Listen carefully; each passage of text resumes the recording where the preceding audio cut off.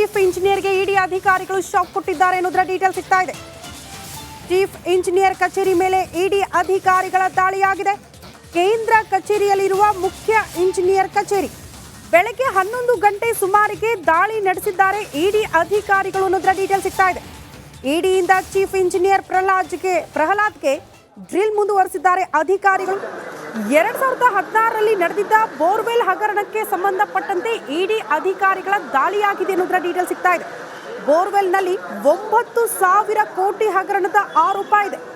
ಹಗರಣಕ್ಕೆ ಸಂಬಂಧಪಟ್ಟಂತೆ ಸದ್ಯ ದಾಖಲೆಗಳ ಪರಿಶೀಲನೆಯಲ್ಲಿ ಇಡಿ ಅಧಿಕಾರಿಗಳು ತೊಡಗಿದ್ದಾರೆ ಅನ್ನೋದರ ಡೀಟೇಲ್ ಸಿಗ್ತಾ ಇದೆ. ಆ ಮೂಲಕ ಬಿಬಿಎಂಪಿ ಚೀಫ್ ಇಂಜಿನಿಯರ್ಗೆ ಇಡಿ ಅಧಿಕಾರಿಗಳು ಬೆಳ್ಳಂಬೆಳಗ್ಗೆ ಅಂದ್ರೆ 11 ಗಂಟೆ ಸುಮಾರಿಗೆ ಈ ದಾಳಿ ಆಗಿದೆ ಅನ್ನೋದರ ಡೀಟೇಲ್ಸ್. ಅದು ಕೂಡ 2016ರ ಬೋರ್ವೆಲ್ ಹಗರಣಕ್ಕೆ ಸಂಬಂಧಪಟ್ಟಂತೆ ಆಗಿರುವ ದಾಳಿ ಅನ್ನೋದರ ಡೀಟೇಲ್ ಸಿಗ್ತಾ ಇದೆ. ಒಂದು ಕಡೆ ಚೀಫ್ ಇಂಜಿನಿಯರ್ ಪ್ರಹ್ಲಾದ್ಗೆ ವಿಚಾರಣೆ ಮಾಡ್ತಿದ್ದಾರೆ ಸ್ಥಳದಲ್ಲೇ. ಒಂದಷ್ಟು ದಾಖಲೆಗಳ ಪರಿಶೀಲನೆ ಕೂಡ ಇಡಿ ಅಧಿಕಾರಿಗಳಿಂದ ಆಗ್ತಾ ಇದೆ. ದೃಶ್ಯ ನೋಡ್ತಾ ಇದ್ದೀರಿ. ಇದು ಚೀಫ್ ಇಂಜಿನಿಯರ್ ಕಚೇರಿ. ಅದೇ ಕಚೇರಿಯಲ್ಲಿ ಇಡಿ ಅಧಿಕಾರಿಗಳ ದಾಖಲೆಗಳ ಪರಿಶೀಲನೆ ಆಗ್ತಾ ಇರುವಂತಹ ದೃಶ್ಯ. ಸರಿಸುಮಾರು 9,000 ಕೋಟಿ ಹಗರಣ ಅಂತ ಹೇಳಲಾಗ್ತಾ ಇದೆ. 9,000 ಕೋಟಿ ಹಗರಣಕ್ಕೆ ಸಂಬಂಧಪಟ್ಟಂತೆ ಇಡಿ ಅಧಿಕಾರಿಗಳ ಎಂಟ್ರಿ, ಚೀಫ್ ಇಂಜಿನಿಯರ್ ವಿಚಾರಣೆ, ದಾಖಲೆಗಳ ಪರಿಶೀಲನೆ ಚೀಫ್ ಇಂಜಿನಿಯರ್ ಕಚೇರಿಯಲ್ಲಿ ಆಗ್ತಾ ಇರುವ ದೃಶ್ಯವನ್ನ ನೀವು ಗಮನಿಸ್ತಾ ಇದ್ದೀರಿ.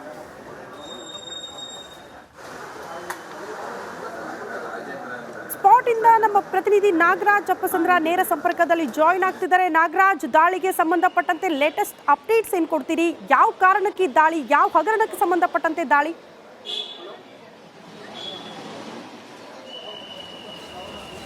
ಶ್ರುತಿ, 2016ರಿಂದ 2019ರವರೆಗೂ ರಾಜಧಾನಿ ಬೋರ್ವೆಲ್ಗಳಿಗೆ ಸಂಬಂಧಿಸಿದಂತೆ ಸಾಕಷ್ಟು ಫೈನಾನ್ಷಿಯಲ್ ಇರ್ರೆಗ್ಯುಲಾರಿಟೀಸ್ ಆಗಿದೆ ಅಂತೇಳಿ ಈ ಹಿಂದೆ 2021ರಲ್ಲಿ ಇಡಿಯಲ್ಲಿ ಒಂದು ದಾಖಲಾಗಿತ್ತು. ಅದಕ್ಕೆ ಸಂಬಂಧಿಸಿದಂತೆ ಅಧಿಕಾರಿಗಳಿಂದ ನೋಟಿಸ್ ಕೂಡ ಜಾರಿಯಾಗಿತ್ತು. ಅದಾದ ಬಳಿಕ ಈಗ ಏನು ಇಡಿ ಅಧಿಕಾರಿಗಳು ಈ ಒಂದು ಲಾಂಗ್ ಪ್ರೋಸೆಸ್ ಇನ್ವೆಸ್ಟಿಗೇಷನ್ ನ ಮುಂದುವರಿಸಿದ್ದಾರೆ. ಅದರಂತೆ ಇವತ್ತು ಏನು ನೀವು ನೋಡ್ತಾ ಇರಬಹುದು, ಬಿಬಿಎಂಪಿಯ ಡಾಕ್ಟರ್ BS ಪ್ರಹ್ಲಾದ್ ಇವರು ಏನಿದ್ದಾರೆ ಚೀಫ್ ಇಂಜಿನಿಯರ್, ಇಲ್ಲಿ ಕಚೇರಿಗೆ ದಾಳಿಯನ್ನ ಮಾಡಿ ಪರಿಶೀಲನೆಯನ್ನ ಅಧಿಕಾರಿಗಳು ನಡೆಸ್ತಾ ಇರ್ತಕ್ಕಂಥದ್ದು. ಏನು ಈ ತನಿಖೆಯ ಏನು ಇಲ್ಲಿಂದ ದುಡ್ಡು ಸ್ಯಾಂಕ್ಷನ್ ಆಗಿತ್ತು, ಸುಮಾರು 9,000 ಕೋಟಿಯಷ್ಟು ಹಣವನ್ನ ವಿನಿಯೋಗಿಸಿ ರಾಜಧಾನಿ ಬೆಂಗಳೂರಿನಾದ್ಯಂತ ಬೋರ್ವೆಲ್ಗಳನ್ನ ಕೊಡಿಸಲಾಗಿತ್ತು. ಇದರಲ್ಲಿ ಸಾಕಷ್ಟು ಹಣ ದುರುಪಯೋಗ ಆಗಿತ್ತು ಅನ್ನೋ ಮಾತನ್ನು ಕೇಳಿ ಬಂದಿದ್ವು. ಸಾಕಷ್ಟು ಬಾರಿ ಲೋಕಾಯುಕ್ತಗೂ ಕೂಡ ದೂರುಗಳು ದಾಖಲಾಗಿದ್ವು. ಆಗ ಚಾಲ್ತಿಯಲ್ಲಿದ್ದಂತೆ ACB ಕೂಡ ದೂರುಗಳು ಹೋಗಿದ್ವು. ಅದಾದ ಬಳಿಕ ಇದ್ರ ಬಗ್ಗೆ ಇಡಿಯಲ್ಲಿ ECIR ದಾಖಲಾಗಿರುತ್ತೆ. ಇದರ ಭಾಗವಾಗಿ ಈಗ ತನಿಖೆ ಮುಂದುವರೆದ ಭಾಗವಾಗಿ ಇವತ್ತು ಅಧಿಕಾರಿಗಳು ದಾಳಿಯನ್ನ ಮಾಡಿ ಪರಿಶೀಲನೆಯನ್ನ ಮಾಡ್ತಾ ಇರ್ತಕ್ಕಂಥದ್ದು. ಕಡತಗಳ ಪರಿಶೀಲನೆ ಆಗ್ತಾ ಇದೆ. ಯಾವ್ಯಾವ ಕಾಲಘಟ್ಟದಲ್ಲಿ ಯಾವ್ಯಾವ ಅಧಿಕಾರಿಗಳು ಎಷ್ಟೆಷ್ಟು ಹಣವನ್ನ ಸ್ಯಾಂಕ್ಷನ್ ಮಾಡಿದ್ರು, ಮತ್ತೆ ಯಾವೆಲ್ಲ ಕಾಂಟ್ರಾಕ್ಟರ್ಸ್ಗೆ ಹಣ ವರ್ಗಾವಣೆ ಆಗಿತ್ತು, ಜೊತೆಗೆ ಇದು ನಿಜವಾಗ್ಲೂ ಬೋರ್ವೆಲ್ಗಳನ್ನ ಕೊಡಿಸಲಾಗಿದೆ. ಯಾಕಂತಂದ್ರೆ ಈ ಹಿಂದೆ ಇದೇ ಮಾದರಿಯ ಭೂಮಿ ನಿಗಮದ ಒಂದು ಬೋರ್ವೆಲ್ ಹಗರಣದಲ್ಲೂ ಸಾಕಷ್ಟು ಅಕ್ರಮ ಆಗಿತ್ತು. ಈ ನಿಟ್ಟಿನಲ್ಲಿ ಎಲ್ಲ ಒಂದು ಕಡತಗಳನ್ನ ಪರಿಶೀಲನೆ ಮಾಡುವಂತ ಕೆಲಸ ಆಗ್ತಾ ಇರ್ತಕ್ಕಂಥದ್ದು.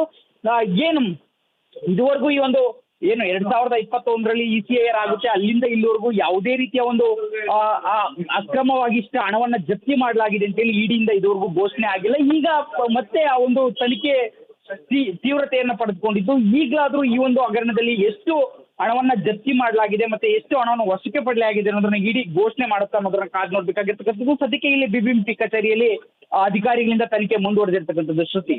ಓಕೆ ನಾಗರಾಜ್, ಎಕ್ಸಾಕ್ಟ್ಲಿ ಕಚೇರಿ ಒಳಗಡೆ ಏನಾಗ್ತಾ ಇದೆ? ಚೀಫ್ ಇಂಜಿನಿಯರ್ ಪ್ರಹ್ಲಾದ್ ಇದ್ದಾರಾ? ಅವರ ವಿಚಾರಣೆ ಕೂಡ ಆಗ್ತಾ ಇದೆಯಾ? ಅವರ ಸಮ್ಮುಖದಲ್ಲೇ ದಾಖಲೆಗಳ ಪರಿಶೀಲನೆ ಆಗುತ್ತಾ? ಎಕ್ಸಾಕ್ಟ್ಲಿ ಹೆಂಗ್ ನಡೆಯುತ್ತೆ ಇದು? ಶ್ರುತಿ, ಏನು ಅವರ ಕಚೇರಿ ಒಳಗಡೆ ಅಧಿಕಾರಿಗಳು ಪರಿಶೀಲನೆಯನ್ನ ಮಾಡ್ತಾ ಇರ್ತಕ್ಕಂಥದ್ದು ನೀವು ಗಮನಿಸ್ತಾ ಇರ್ಬೋದು. ಯಾಕಂತಂದ್ರೆ BS ಪ್ರಹ್ಲಾದ್ ಈಗ ಚೀಫ್ ಇಂಜಿನಿಯರ್ ಆಗಿದ್ರು. ಅವ್ರಿಗೆ ಇದು ಎಷ್ಟರ ಮಟ್ಟಿಗೆ ಅನ್ವಯ ಆಗುತ್ತೆ? ಯಾಕಂತಂದ್ರೆ ಹಗರಣ ನಡೆದಿರ್ತಕ್ಕಂಥದ್ದು 2016ರಿಂದ 2019ರ ಅವಧಿಯಲ್ಲಿ ನಡೆದಿರ್ತಕ್ಕಂಥದ್ದು. ಆದ್ರೂ ಸಹ ಆ ಅವಧಿಯಲ್ಲಿ ನಡೆದಿರ್ತಕ್ಕಂಥ ಅವಧಿಯಲ್ಲಿ ಬಿಬಿಎಂಪಿಯಿಂದ ಬಿಡುಗಡೆ ಆಗಿರ್ತಕ್ಕಂಥ ಹಣದ ವಿವರಗಳು ಎಲ್ಲವೂ ಇಲ್ಲಿ ಸಿಗೋದ್ರಿಂದ, ಮತ್ತೆ ಪ್ಲಾನ್ ಆಫ್ ಆಕ್ಷನ್ ಇಲ್ಲಿಂದನೇ ಒಂದು ಪ್ಲಾನ್ಗೆ ಬೋರ್ವೆಲ್ಗಳನ್ನ ಕೊಡಿಸುವ ಪ್ಲಾನ್ಗೆ ಅನುಮತಿ ಸಿಕ್ಕಿರ್ಬೇಕಾಗಿತ್ತು. ಈ ನಿಟ್ಟಿನಲ್ಲಿ ಕಡತನ ಜೊತೆಗೆ ಒಳಗಡೆ ಅಧಿಕಾರಿಗಳಿಂದಲೂ ಮಾಹಿತಿಯನ್ನು ತೆಗೆದುಕೊಳ್ತಾ ಇರ್ತಕ್ಕಂಥದ್ದು. ಹೊರತುಪಡಿಸಿದ್ರೆ ಇಲ್ಲಿ ನೇರವಾಗಿ BS ಪ್ರಹ್ಲಾದ್ ಇದರಲ್ಲಿ ಇದ್ದಾರಾ ಇಲ್ಲ ಅನ್ನೋದು ಓಕೆ ಓಕೆ ಓಕೆ ನಾಗರಾಜ್, ಧನ್ಯವಾದಗಳು ತಮ್ಮೆಲ್ಲ ಮಾಹಿತಿಗೆ. ಮತ್ತೊಂದು ಅಪ್ಡೇಟ್ ಲಭ್ಯವಾಗ್ತಾ ಇದೆ. 2016ರಲ್ಲಿ ನಡೆದಿದ್ದ ಬೋರ್ವೆಲ್ ಕೊರೆಸಲಾಗಿತ್ತಂತೆ. 2016ರಿಂದ 2019ರಲ್ಲಿ ನಡೆದಂಥ ಅವ್ಯವಹಾರ ಇದು, ಸರಿಸುಮಾರು 9,000 ಕೋಟಿ. ಈ ಬಗ್ಗೆ 2021ರಲ್ಲಿ ಇಡಿಯಲ್ಲಿ ಪ್ರಕರಣ ದಾಖಲಾಗಿತ್ತು. ಈ ಸಂಬಂಧ 2022ರಲ್ಲಿ ಬಿಬಿಎಂಪಿಗೆ ಇಡಿ ನೋಟಿಸ್ ಕೂಡ ಇಶ್ಯೂ ಮಾಡಿತ್ತಂತೆ. 2016ರ ಬೋರ್ವೆಲ್ ಹಗರಣಕ್ಕೆ ಸಂಬಂಧಪಟ್ಟಂತೆ 9,000 ಕೋಟಿ ಹಣ ಯಾರ್ಯಾರಿಗೆ ಹೇಗೆ ವರ್ಗಾವಣೆಯಾಗಿದೆ, ಹೇಗೆ ವಿನಿಯೋಗ ಆಗಿದೆ, ಬೋರ್ವೆಲ್ ಕೊರೆಸುವ ವಿಚಾರಕ್ಕೆ ಸಂಬಂಧಪಟ್ಟಂತೆ ಅಷ್ಟು ದಾಖಲೆಗಳ ಪರಿಶೀಲನೆಗೆ ಇಡಿ ಅಧಿಕಾರಿಗಳು ಮುಂದಾಗಿದ್ದಾರೆ ಎನ್ನುವುದರ ಡೀಟೇಲ್ ಸಿಗ್ತಾ ಇದೆ. ಆ ಸಂದರ್ಭಕ್ಕೆ ಯಾವೆಲ್ಲ ಅಧಿಕಾರಿಗಳು ಕೆಲಸ ಮಾಡ್ತಾ ಇದ್ರು, ಯಾರೆಲ್ಲ ಶಾಮೀಲಾಗಿದ್ರು, ಎಲ್ಲದರ ಬಗ್ಗೆ ಕೂಡ ಈಗ ಪರಿಶೀಲನೆಗೆ ಇಡಿ ಅಧಿಕಾರಿಗಳು ಮುಂದಾಗಿದ್ದಾರೆ ಎನ್ನುವುದರ ಡೀಟೇಲ್ ಸಿಗ್ತಾ ಇದೆ. ಬಿಬಿಎಂಪಿ ಚೀಫ್ ಇಂಜಿನಿಯರ್ ಪ್ರಹ್ಲಾದ್ ಅವರ ಕಚೇರಿಯಲ್ಲಿ ಸದ್ಯ ಇಡಿ ಅಧಿಕಾರಿಗಳ ಪರಿಶೀಲನೆ ಮುಂದುವರಿತಾ ಇದೆ ಅನ್ನೋದರ ಡೀಟೇಲ್ ಸಿಗ್ತಾ ಇದೆ. 9,000 ಕೋಟಿ ಅವ್ಯವಹಾರ ಆಗಿದೆ ಅಂತ, ಆ 9,000 ಕೋಟಿ ಬೋರ್ವೆಲ್ ಕೊರೆಸೋದಕ್ಕೆ ನೀವು ಬಿಡುಗಡೆ ಮಾಡಿದ್ದೀರಿ ಅಂತ ಆದ್ರೆ ಎಷ್ಟು ವಿನಿಯೋಗ ಮಾಡಿದ್ದೀರಿ, ಯಾರ್ಯಾರ ಅಕೌಂಟ್ಗಳಿಗೆ ಹಣ ಟ್ರಾನ್ಸ್ಫರ್ ಮಾಡಿದ್ದೀರಿ, ಇದೆಲ್ಲವೂ ಕೂಡ ಪಾರದರ್ಶಕವಾಗಿಯೇ ಆಗಿದೆಯಾ? ಈ ಪ್ರಶ್ನೆ ಬಂದಾಗ ಇಲ್ಲ, ಇಲ್ಲಿ ಅವ್ಯವಹಾರ ಆಗಿದೆ ಅನ್ನುವಂತಹ ವಿಚಾರ ಮುನ್ನೆಲೆಗೆ ಬರ್ತಾ ಇದ್ದಂತೆ ಇಡಿ ಅಧಿಕಾರಿಗಳು ಎಂಟ್ರಿ ಆಗಿದ್ದಾರೆ.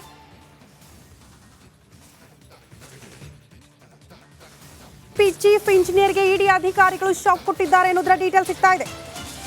ಚೀಫ್ ಇಂಜಿನಿಯರ್ ಕಚೇರಿ ಮೇಲೆ ಇಡಿ ಅಧಿಕಾರಿಗಳ ದಾಳಿಯಾಗಿದೆ. ಕೇಂದ್ರ ಕಚೇರಿಯಲ್ಲಿರುವ ಮುಖ್ಯ ಇಂಜಿನಿಯರ್ ಕಚೇರಿ ಬೆಳಗ್ಗೆ 11 ಗಂಟೆ ಸುಮಾರಿಗೆ ದಾಳಿ ನಡೆಸಿದ್ದಾರೆ ಇಡಿ ಅಧಿಕಾರಿಗಳು ಅನ್ನೋದರ ಡೀಟೇಲ್ ಸಿಗ್ತಾ ಇದೆ. ಇಡಿಯಿಂದ ಚೀಫ್ ಇಂಜಿನಿಯರ್ ಪ್ರಹ್ಲಾದ್ಗೆ ಡ್ರಿಲ್ ಮುಂದುವರೆಸಿದ್ದಾರೆ ಅಧಿಕಾರಿಗಳು. 2016ರಲ್ಲಿ ನಡೆದಿದ್ದ ಬೋರ್ವೆಲ್ ಹಗರಣಕ್ಕೆ ಸಂಬಂಧಪಟ್ಟಂತೆ ಇಡಿ ಅಧಿಕಾರಿಗಳ ದಾಳಿಯಾಗಿದೆ ಅನ್ನೋದರ ಡೀಟೇಲ್ ಸಿಗ್ತಾ ಇದೆ. ಬೋರ್ವೆಲ್ನಲ್ಲಿ 9,000 ಕೋಟಿ ಹಗರಣದ ಆರೋಪ ಇದೆ. ಹಗರಣಕ್ಕೆ ಸಂಬಂಧಪಟ್ಟಂತೆ ಸದ್ಯ ದಾಖಲೆಗಳ ಪರಿಶೀಲನೆಯಲ್ಲಿ ಇಡಿ ಅಧಿಕಾರಿಗಳು ತೊಡಗಿದ್ದಾರೆ ಅನ್ನೋದರ ಡೀಟೇಲ್ ಸಿಗ್ತಾ ಇದೆ.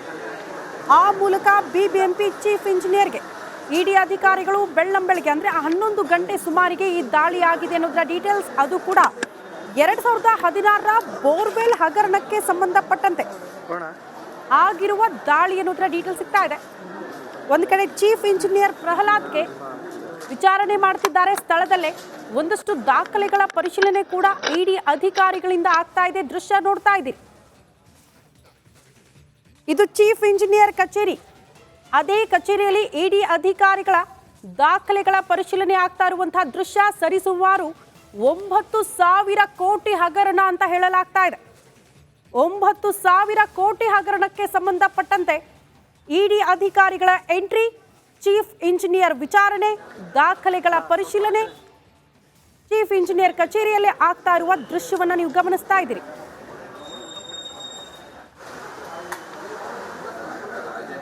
ಸ್ಪಾಟ್ ಇಂದ ನಮ್ಮ ಪ್ರತಿನಿಧಿ ನಾಗರಾಜ್ ಅಪ್ಪಸಂದ್ರ ನೇರ ಸಂಪರ್ಕದಲ್ಲಿ ಜಾಯಿನ್ ಆಗ್ತಿದ್ದಾರೆ. ನಾಗರಾಜ್, ದಾಳಿಗೆ ಸಂಬಂಧಪಟ್ಟಂತೆ ಲೇಟೆಸ್ಟ್ ಅಪ್ಡೇಟ್ಸ್ ಏನ್ ಕೊಡ್ತೀರಿ? ಯಾವ ಕಾರಣಕ್ಕೆ ದಾಳಿ, ಯಾವ ಹಗರಣಕ್ಕೆ ಸಂಬಂಧಪಟ್ಟಂತೆ ದಾಳಿ?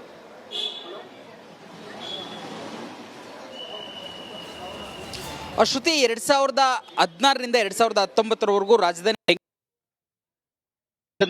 ಬೋರ್ವೆಲ್ಗಳಿಗೆ ಸಂಬಂಧಿಸಿದಂತೆ ಸಾಕಷ್ಟು ಫೈನಾನ್ಷಿಯಲ್ ಇರ್ರೆಗ್ಯುಲಾರಿಟೀಸ್ ಆಗಿದೆ ಅಂತೇಳಿ ಈ ಹಿಂದೆ 2021ರಲ್ಲಿ ಇಡಿಯಲ್ಲಿ ಒಂದು ದಾಖಲಾಗಿತ್ತು. ಅದಕ್ಕೆ ಸಂಬಂಧಿಸಿದಂತೆ ಅಧಿಕಾರಿಗಳಿಂದ ನೋಟಿಸ್ ಕೂಡ ಜಾರಿಯಾಗಿತ್ತು. ಅದಾದ ಬಳಿಕ ಈಗ ಏನು ಇಡಿ ಅಧಿಕಾರಿಗಳು ಈ ಒಂದು ಲಾಂಗ್ ಪ್ರೋಸೆಸ್ ಇನ್ವೆಸ್ಟಿಗೇಷನ್ ನ ಮುಂದುವರಿಸಿದ್ದಾರೆ. ಅದರಂತೆ ಇವತ್ತು ಏನು ನೀವು ನೋಡ್ತಾ ಇರಬಹುದು, ಬಿಬಿಎಂಪಿಯ ಡಾಕ್ಟರ್ BS ಪ್ರಹ್ಲಾದ್ ಇವರು ಏನಿದ್ದಾರೆ ಚೀಫ್ ಇಂಜಿನಿಯರ್, ಇಲ್ಲಿ ಕಚೇರಿಗೆ ದಾಳಿಯನ್ನ ಮಾಡಿ ಪರಿಶೀಲನೆಯನ್ನ ಅಧಿಕಾರಿಗಳು ನಡೆಸ್ತಾ ಇರ್ತಕ್ಕಂಥದ್ದು.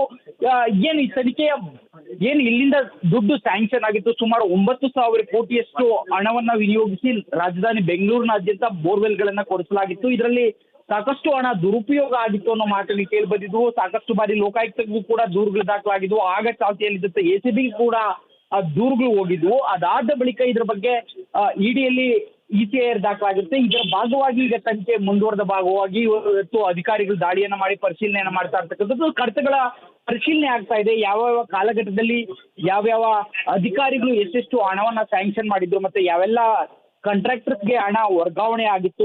ಜೊತೆಗೆ ಇದು ನಿಜವಾಗ್ಲೂ ಬೋರ್ವೆಲ್ ಗಳನ್ನ ಕೊರೆಸಲಾಗಿದೆ. ಯಾಕಂತಂದ್ರೆ ಈ ಹಿಂದೆ ಇದೇ ಮಾದರಿಯ ಭೂಮಿ ನಿಗಮದ ಒಂದು ಬೋರ್ವೆಲ್ ಹಗರಣದಲ್ಲೂ ಸಾಕಷ್ಟು ಅಕ್ರಮ ಆಗಿತ್ತು. ಈ ನಿಟ್ಟಿನಲ್ಲಿ ಎಲ್ಲ ಒಂದು ಕಡತಗಳನ್ನ ಪರಿಶೀಲನೆ ಮಾಡುವಂತ ಕೆಲಸ ಆಗ್ತಾ ಇರ್ತಕ್ಕಂಥದ್ದು.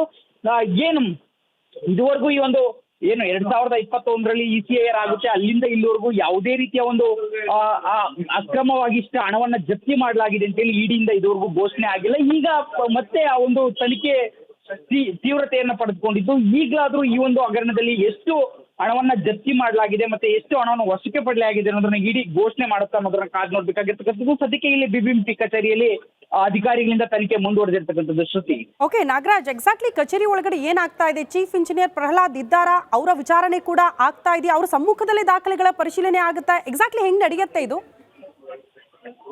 ಶ್ರುತಿ, ಏನು ಅವರ ಕಚೇರಿ ಒಳಗಡೆ ಅಧಿಕಾರಿಗಳು ಪರಿಶೀಲನೆಯನ್ನ ಮಾಡ್ತಾ ಇರ್ತಕ್ಕಂಥದ್ದು ನೀವು ಗಮನಿಸ್ತಾ ಇರ್ಬೋದು. ಯಾಕಂತಂದ್ರೆ BS ಪ್ರಹ್ಲಾದ್ ಈಗ ಚೀಫ್ ಇಂಜಿನಿಯರ್ ಆಗಿದ್ರು, ಅವ್ರಿಗೆ ಇದು ಎಷ್ಟರ ಮಟ್ಟಿಗೆ ಅನ್ವಯ ಆಗುತ್ತೆ? ಯಾಕಂತಂದ್ರೆ ಹಗರಣ ನಡೆದಿರ್ತಕ್ಕಂಥದ್ದು 2016ರಿಂದ 2019 ಅವಧಿಯಲ್ಲಿ ನಡೆದಿರ್ತಕ್ಕಂಥದ್ದು. ಆದ್ರೂ ಸಹ ಆ ಅವಧಿಯಲ್ಲಿ ನಡೆದಿರ್ತಕ್ಕಂಥ BBMP ಇಂದ ಬಿಡುಗಡೆ ಆಗಿರ್ತಕ್ಕಂಥ ಹಣದ ವಿವರಗಳು ಎಲ್ಲವೂ ಇಲ್ಲಿ ಸಿಗೋದ್ರಿಂದ ಮತ್ತೆ ಪ್ಲಾನ್ ಆಫ್ ಆಕ್ಷನ್ ಇಲ್ಲಿಂದನೇ ಒಂದು ಪ್ಲಾನ್ಗೆ ಬೋರ್ವೆಲ್ ಗಳನ್ನ ಕೊಡಿಸುವ ಪ್ಲಾನ್ಗೆ ಅನುಮತಿ ಸಿಕ್ಕಿರ್ಬೇಕಾಗಿತ್ತು. ಈ ನಿಟ್ಟಿನಲ್ಲಿ ಕಡತನ ಜೊತೆಗೆ ಒಳಗಡೆ ಅಧಿಕಾರಿಗಳಿಂದಲೂ ಮಾಹಿತಿಯನ್ನು ತೆಗೆದುಕೊಳ್ತಾ ಇರ್ತಕ್ಕಂಥದ್ದು ಹೊರತುಪಡಿಸಿದ್ರೆ ಇಲ್ಲಿ ನೇರವಾಗಿ BS ಪ್ರಹ್ಲಾದ್ ಇದರಲ್ಲಿ ಇದ್ದಾರಾ ಇಲ್ಲ ಅನ್ನೋದು. ಓಕೆ ನಾಗರಾಜ್, ಧನ್ಯವಾದಗಳು ತಮ್ಮೆಲ್ಲ ಮಾಹಿತಿಗೆ. ಮತ್ತೊಂದು ಅಪ್ಡೇಟ್ ಲಭ್ಯವಾಗ್ತಾ ಇದೆ. 2016ರಲ್ಲಿ ನಡೆದಿದ್ದ ಬೋರ್ವೆಲ್ ಕೊರೆಸಲಾಗಿತ್ತಂತೆ. 2016ರಿಂದ 2019ರಲ್ಲಿ ನಡೆದಂತ ಅವ್ಯವಹಾರ ಇದು ಸರಿಸುಮಾರು 9,000 ಕೋಟಿ. ಈ ಬಗ್ಗೆ 2021ರಲ್ಲಿ ಇಡಿಯಲ್ಲಿ ಪ್ರಕರಣ ದಾಖಲಾಗಿತ್ತು. ಈ ಸಂಬಂಧ 2022ರಲ್ಲಿ BBMPಗೆ ಇಡಿ ನೋಟಿಸ್ ಕೂಡ ಇಶ್ಯೂ ಮಾಡಿತ್ತಂತೆ. 2016ರ ಬೋರ್ವೆಲ್ ಹಗರಣಕ್ಕೆ ಸಂಬಂಧಪಟ್ಟಂತೆ 9,000 ಕೋಟಿ ಹಣ ಯಾರ್ಯಾರಿಗೆ ಹೇಗೆ ವರ್ಗಾವಣೆಯಾಗಿದೆ, ಹೇಗೆ ವಿನಿಯೋಗ ಆಗಿದೆ, ಬೋರ್ವೆಲ್ ಕೊರೆಸುವ ವಿಚಾರಕ್ಕೆ ಸಂಬಂಧಪಟ್ಟಂತೆ ಅಷ್ಟು ದಾಖಲೆಗಳ ಪರಿಶೀಲನೆಗೆ ಇಡಿ ಅಧಿಕಾರಿಗಳು ಮುಂದಾಗಿದ್ದಾರೆ ಎನ್ನುವುದರ ಡೀಟೇಲ್ ಸಿಗ್ತಾ ಇದೆ. ಆ ಸಂದರ್ಭಕ್ಕೆ ಯಾವೆಲ್ಲ ಅಧಿಕಾರಿಗಳು ಕೆಲಸ ಮಾಡ್ತಾ ಇದ್ರು, ಯಾರೆಲ್ಲ ಶಾಮೀಲಾಗಿದ್ರು, ಎಲ್ಲದರ ಬಗ್ಗೆ ಕೂಡ ಈಗ ಪರಿಶೀಲನೆಗೆ ಇಡಿ ಅಧಿಕಾರಿಗಳು ಮುಂದಾಗಿದ್ದಾರೆ ಎನ್ನುವುದರ ಡೀಟೇಲ್ ಸಿಗ್ತಾ ಇದೆ. BBMP ಚೀಫ್ ಇಂಜಿನಿಯರ್ ಪ್ರಹ್ಲಾದ್ ಅವರ ಕಚೇರಿಯಲ್ಲಿ ಸದ್ಯ ಇಡಿ ಅಧಿಕಾರಿಗಳ ಪರಿಶೀಲನೆ ಮುಂದುವರಿತಾ ಇದೆ ಅನ್ನೋದರ ಡೀಟೇಲ್ ಸಿಗ್ತಾ ಇದೆ. 9,000 ಕೋಟಿ ಅವ್ಯವಹಾರ ಆಗಿದೆ ಅಂತ. ಆ 9,000 ಕೋಟಿ ಬೋರ್ವೆಲ್ ಕೊರೆಸೋದಕ್ಕೆ ನೀವು ಬಿಡುಗಡೆ ಮಾಡಿದ್ದೀರಿ ಅಂತ ಆದ್ರೆ ಎಷ್ಟು ವಿನಿಯೋಗ ಮಾಡಿದ್ದೀರಿ, ಯಾರ್ಯಾರ ಅಕೌಂಟ್ಗಳಿಗೆ ಹಣ ಟ್ರಾನ್ಸ್ಫರ್ ಮಾಡಿದ್ದೀರಿ, ಇದೆಲ್ಲವೂ ಕೂಡ ಪಾರದರ್ಶಕವಾಗಿಯೇ ಆಗಿದೆಯಾ? ಈ ಪ್ರಶ್ನೆ ಬಂದಾಗ ಇಲ್ಲ, ಇಲ್ಲಿ ಅವ್ಯವಹಾರ ಆಗಿದೆ ಅನ್ನುವಂತಹ ವಿಚಾರ ಮುನ್ನೆಲೆಗೆ ಬರ್ತಾ ಇದ್ದಂತೆ ಇಡಿ ಅಧಿಕಾರಿಗಳು ಎಂಟ್ರಿ ಆಗಿದ್ದಾರೆ.